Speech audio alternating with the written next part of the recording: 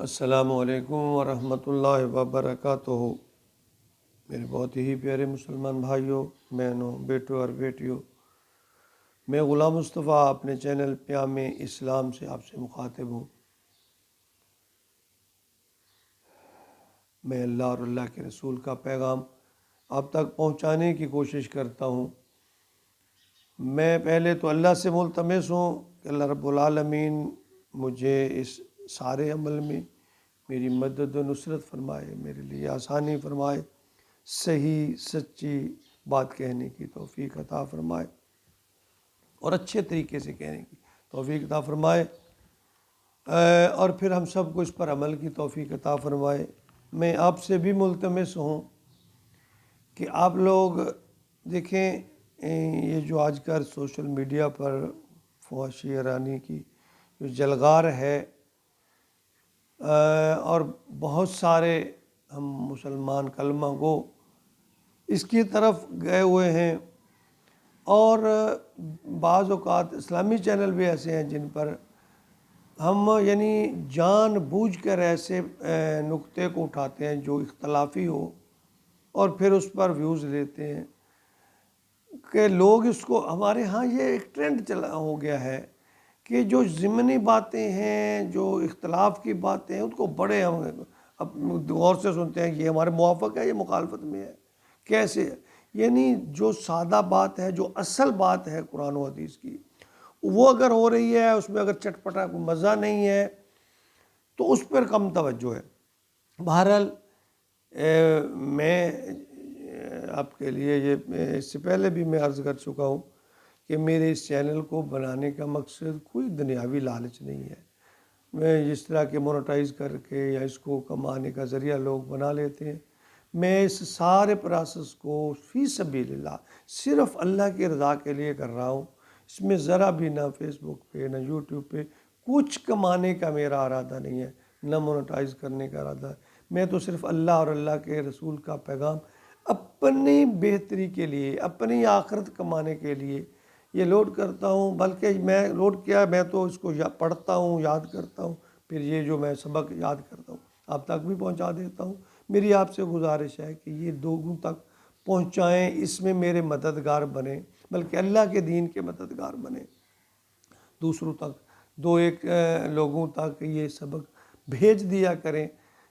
ہو سکتا ہے ہم سے زیادہ وہ عمل کرنے والے ہوں، وہ زیادہ اخلاص والے ہوں، تو اس طرح یہ ہمارے لیے قیامت کے دن کے لیے کچھ نہ کچھ مال اسباب توشہ بن جائے گا۔ اللہ تعالیٰ ہمیں قرآن کو سمجھنے کی توفیق عطا فرمائے اور عمل کی توفیق عطا فرمائے۔ بات دور چلے گئی۔ آج کا ہمارا سبق سورۃ توبہ آیت نمبر 39 ہے۔ اعوذ باللہ من الشیطان الرجیم، بسم اللہ الرحمن الرحیم۔ الا تنفروا يعذبكم عذابا علیما ويستبدل قوما غیرکم ولا تضروه شیئا واللہ علی کل شیء قدیر۔ بات چل رہی تھی کہ غزوہ تبوک کے لیے تیاری کی۔ اس سورۃ توبہ میں اکثر جہاد کا ذکر ہے، اور ہجرت مدینہ کے بعد پھر اس کے آخر میں جب اس کا نتیجہ نکلا کہ مکہ فتح ہو گیا، پھر پے در پہ مسلمان جو ہے ان کو جنگیں کرنی پڑیں، جہاد کرنا پڑا، حنین کا واقعہ، پھر تبوک کا واقعہ، اور اس بارے میں یہ بیان چل رہا ہے۔ تو تبوک کے لیے تیاری کے لیے پچھلی آیت میں اللہ تعالیٰ نے مسلمانوں کو ہلایا ہے، تنبیہ کی ہے۔ تو یہاں سے فرمایا جائے کہ جب آپ کو پتہ چلا کہ ہرقل اور سارے جو رومی لوگ ہیں وہ مسلمانوں کے خلاف جنگ کے لیے تیار ہیں، تو آپ نے بھی مسلمانوں کو تیاری کا حکم دیا۔ یہ شوال کا مہینہ تھا اور 9 ہجری تھی، موسم بہت سخت تھا، کھجور کے باغات پکے ہوئے تھے، سفر لمبا تھا، اور مسلمان پیدر پہ غزوات سے بھی تھکے ہوئے تھے۔ تو منافقین کے ساتھ ساتھ کمزور مسلمان بھی جو ہے ان پر بھی یہ حکم گراں گزرا، جس کا ذکر اس آیت میں فرمایا گیا ہے۔ اور اس مہم کو، اس غزوہ کو جیش الاسرہ بھی کہتے ہیں، تنگی کی جنگ۔ تو اس بارے میں اللہ تعالیٰ نے تھوڑا سخت بیان فرمایا، الا تنفروا يعذبكم عذابا علیما۔ اللہ فرماتے ہیں تمہیں کیا ہو گیا ہے، اگر تم نہیں نکلو گے تو وہ تمہیں عذاب یعذبکم عذابا علیما، سخت عذاب ہے۔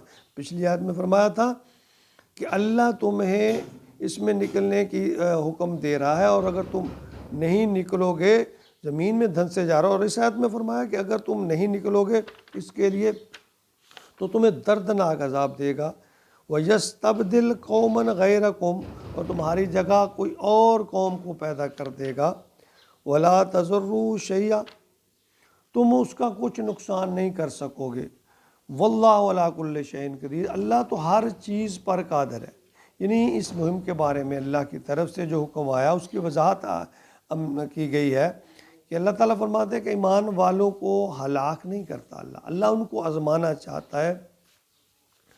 تیاری کا جو سخت حکم یا اتنے سخت حالات میں یہ جو حکم دیا گیا تھا، تو اس کے بارے میں اللہ تعالیٰ فرماتے ہیں تمہیں ہر صورت نکلنا ہے اس کے لیے، اگر تم نہیں نکلو گے تو اللہ تمہارے اوپر عذاب بھیجے گا، نہ صرف عذاب بھیجے گا، تمہیں تہس نہس کر دے گا، تمہاری جگہ اور قوموں کو پیدا کر دے گا۔ اللہ اس میں اختیار رکھتا ہے۔ یعنی یہ بہت سخت ایک وارننگ تھی مسلمانوں کے لیے، اور تیاری کے لیے مسلمانوں کو تنبیہ کی گئی تھی کہ اس جنگ کے لیے آپ نے ہر صورت نکلنا ہے۔ اگرچہ یہ جو جنگ ہے یہ بغیر لڑے ہی، یعنی اس میں اللہ تعالیٰ نے فتح دے دی تھی، آپ کافی دن وہاں پڑاؤ رکھا آپ نے، رومی لشکر پھر مقابلے میں نہیں آیا۔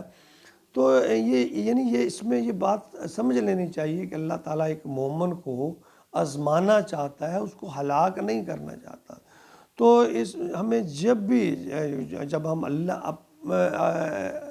اپنی جو ترجیحات ہیں ان کو شرعی حکم کے مطابق کر لیں گے تو پھر اللہ کی مدد جو ہے یا رضا الہی جو ہے وہ شامل حال ہو جائے گی، اور اللہ تعالیٰ ضرور اللہ تعالیٰ مومن کو ناکام نہیں کرتا، تھوڑا سا آزماتا ہے لیکن ناکام نہیں کرتا، نہ دنیا میں نہ آخرت میں، بشرط ہے کہ ہمارا جو عقیدہ یقین پختہ ہو اللہ کی مدد پہ، اللہ پہ توکل ہو۔ تو یہ آیت دونوں آیتوں میں بڑی سختی سے جہاد کا حکم ہے۔ اللہ تعالیٰ ہمیں جہاد کا جو اصل مقصد ہے اس کو سمجھنے کی اور اس کی روح جو ہے، مفہوم جو ہے، اس کو سمجھنے کی توفیق دے۔ یہ جہاد مسلمانوں کا شیوا ہے۔ مسلمان بزدل نہیں ہوتا، بہادر ہوتا ہے، وہ کفار کے مقابلے میں ڈٹ جاتا ہے، سیسا پلائی دیوار کی طرح جو ہے مقابلہ کرتا ہے۔ بزدلی دکھانے سے تو پھر اسلام کو بھی نقصان پہنچتا ہے اور مسلمانوں کو بھی نقصان پہنچتا ہے۔ اللہ تعالیٰ ہمیں جو ہے ہمارے اندر ایمان پختہ کر دے اور جہاد کا جو جذبہ ہے تمام مسلمانوں میں پیدا کر دے۔ آمین یا رب العالمین۔